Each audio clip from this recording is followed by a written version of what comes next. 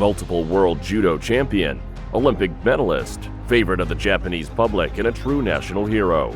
In the early 2000s, Hidehiko Yoshida became the face of judo for mixed martial arts fans around the world. He burst into the Pride ring and began to eliminate the top fighters of his time, one by one.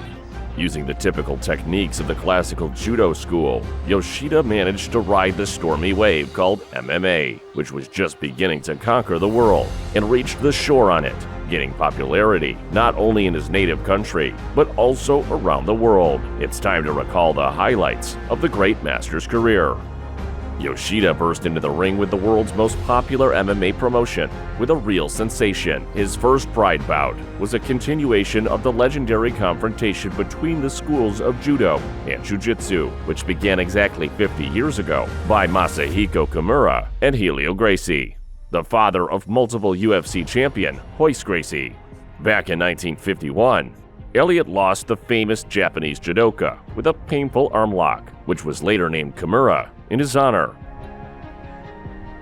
However, the Gracie clan has kept the memory of this unfortunate defeat alive for half a century and has long been waiting for a chance to prove that jiu-jitsu is in no way inferior to judo. To restore the reputation of his family and the jiu-jitsu school, Royce needed the best judoka in the world, Hidehiko Yoshida. It was decided to hold the fight between the two iconic fighters under the same rules that Kimura and Gracie Sr. had once competed under: grappling only, no strikes, and without judges. Only one of the opponents had the right to decide the fate of this fight. The fight gathered more than 90,000 fans and brought Hidehiko a considerable fee of $250,000 at the time. Gracie's attempt to take the fight to the ground from the first seconds failed miserably. The big Japanese man stood firmly on his feet and controlled the Brazilian by holding him by the kimono gate. However, Royce quickly managed to turn the situation in his favor. He caught Yoshida in an Achilles hold, but the Japanese fighter kept up and at the same time went for the heel hook. Nevertheless, neither Yoshida nor his eminent opponent managed to bring his hold to the final.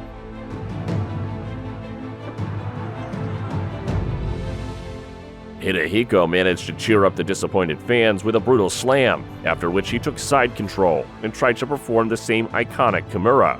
But this time, the move didn't work, so Yoshida tried to strangle Gracie with his jacket collar. It was exactly what he needed. In a few seconds, Royce stopped resisting, and the referee stopped the fight, declaring Hidehiko the winner. However, Gracie immediately got to his feet and started arguing with the referee, claiming that he hadn't fallen asleep and almost beaten the poor man for unlawful interference in the fight. After all, according to the agreement, the referee had no right to react in any way to what was happening in the ring. Royce's team tried to get the fight recognized as a nullity, but it was all in vain, and even a specially created commission came to the conclusion that Gracie had fallen asleep, which meant that he lost the fight.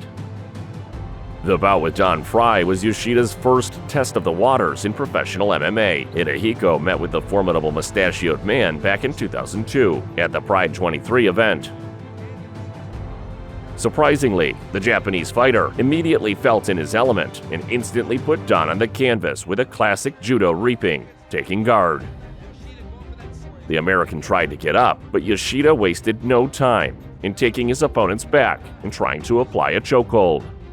However, Frye was a tough nut to crack. He broke out of Yoshida's iron grip and began to beat his spleen with heavy punches from half guard. In the end, Hidehiko managed to outwit his opponent and get an armbar, which gave him his first victory in professional MMA. After only 6 minutes of defeating mixed martial arts star Don Frye, Yoshida impressed the fans with a lightning-fast victory over Masaki Satake in the very next fight, a neck crank at 50 seconds of the fight. Later, he put Kiyoshi Tamura out of his way, choking him with an Ezekiel choke after a tense 5-minute confrontation. A series of convincing victories made Hidehiko a kind of national hero. However, some mixed martial arts fans began to suspect that Pride was deliberately protecting its favorite from truly dangerous opponents. However, these suspicions were dispelled when Hidehiko met the dominant Pride middleweight champion Wanderlei Silva in November 2003. In the semifinals of the annual Grand Prix, a real war broke out between them. In the stand-up, Yoshida had no chance against the Brazilian knockout artist, so he immediately moved his opponent to the ground. But even there, he couldn't dominate Silva. Wanderlei kept Hidehiko at arm's length and landed blow after blow, and soon closed the triangle choke.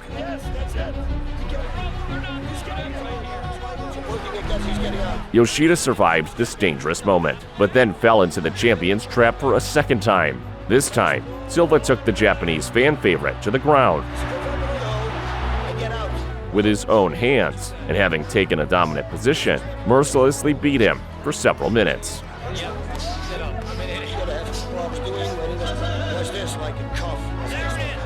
After this episode, Hidehiko seemed to be replaced. He was desperate to exchange with Silva, who was much stronger in striking, although he missed a lot of shots. And then he got a takedown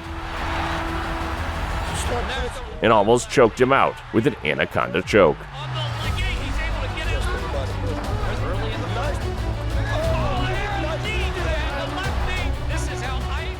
But despite all the efforts of Japan's best judoka, the judges unanimously gave the victory to Wanderlei Silva. Hidehiko did not sit on the bench after this defeat. In less than 2 months, he met Gracie for the second time in the ring, seeking revenge for his senseless defeat. Gracie again insisted on special rules. 2 rounds of 10 minutes each, without judges, but this time with punches. And to avoid a repeat of the situation from the previous fight, Gracie's team insisted that only the cornerman had the right to stop the fight, and Royce himself entered the ring without a gi. But despite all the precautions, everything went wrong from the very first minutes. Royce landed a left hand right in Hidehiko's groin, and the fight had to be paused. As soon as Yoshida was able to continue the fight, he immediately went on the attack and took the Brazilian to the ground. But Royce quickly went in for the heel hook, to which Hidehiko responded with an Achilles hold. History repeated itself. In general, this fight was quite dynamic, although it took place mostly on the ground. If the judges had the right to evaluate it, Gracie would obviously have won. To work to improve, or he's going to bring. He's heading up. He took his opponent's back several times, threw much more punches, and generally looked more convincing.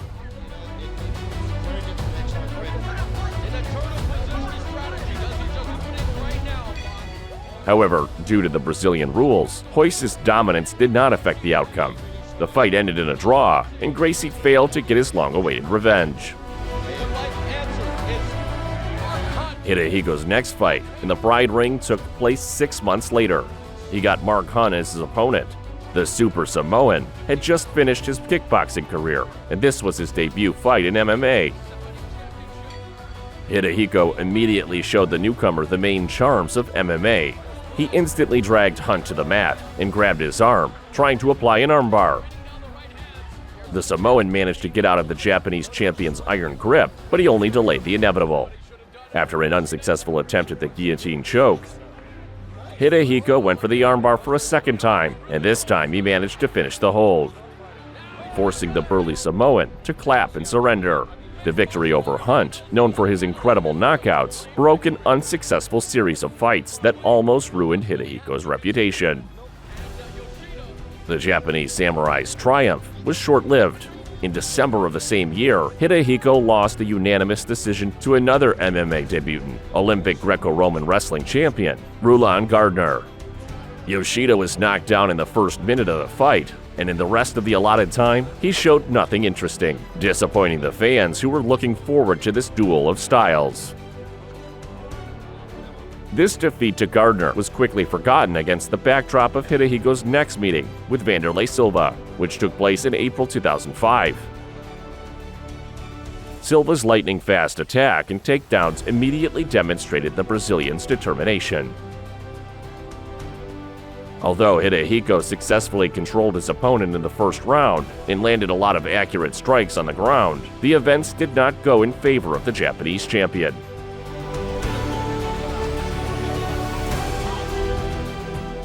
In the final seconds of the first round, Wanderlei successfully went for an armbar, and then, after dominating his opponent throughout the second round, knocked him out in the third 5-minute. Once on the canvas, Hidehiko went in for a heel hook and then tried a guillotine choke, clutching at the last chance to win. However, the judges raised Silva's arm up for the second time. The dark streak of Hidehiko's career didn't last long. In August 2005, he faced UFC star Tank Abbott in the ring. Yoshida immediately dragged the American giant to the mat and, taking advantage of his wrestling advantage, tried to choke him with a triangle choke. However, even as a professional puncher, Tank was not such an easy target. Hidehiko had to work hard to finish Abbott. Holding the American in a guard, Yoshida tied his arms, tried to get an armbar, but it was to no avail. It was only when the opponents returned to the guard that Hidehiko managed to turn the tide of the fight. He confused Tank with a surprisingly accurate right hook, and then, taking a north-south stance, added a few more powerful knees to the head. After that, Abbott became more compliant, and Hidehiko took his back almost without resistance, and choked him out with a jacket sleeve. This victory not only returned him to the favor of the fans, but also emphasized the effectiveness of gi and judo techniques in general. Hidehiko's next fight, which took place at the end of 2005, became very personal for him. Yoshida got another iconic Japanese judoka as his opponent. Naoya Ogawa was no less famous in the land of the rising sun than Yoshida himself. However, this guy was not only a 4-time world champion, an Olympic silver medalist, but also Hidehiko's personal enemy. Their rivalry began in their student days and only grew after their fight at the 1994 Asian Championships. For the first time, Yoshida came to a fight with Ogawa without a gi, and in general, he changed his strategy somewhat. Hidehiko had never attacked an opponent so rapidly from the first seconds of a fight. A few powerful right hooks, a knee to the body, and Yoshida was already pulling his opponent to the canvas and wasting no time in trying to Achilles hold. But with his longtime rival, Yoshida had to spend much more time in the ring than he expected.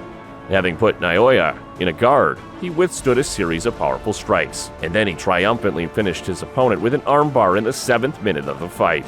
Having put on a real show for the Japanese public, Hidehiko Yoshida not only put an end to the 10-year feud, but also received an incredible amount of money, $2 million, as a fee.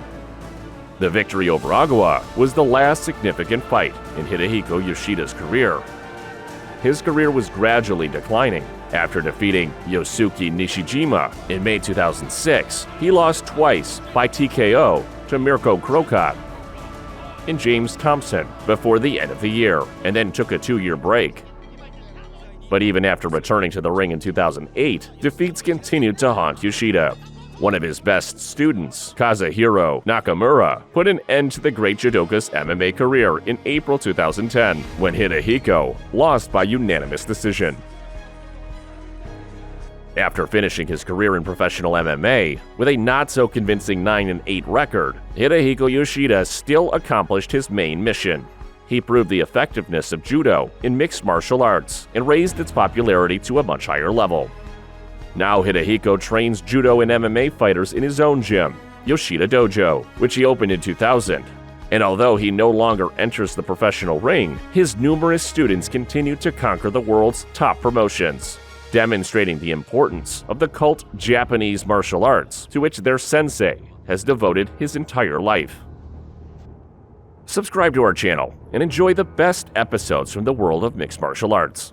Also, don't forget to like and comment. Help us make our content even better. We'll see you in the next video.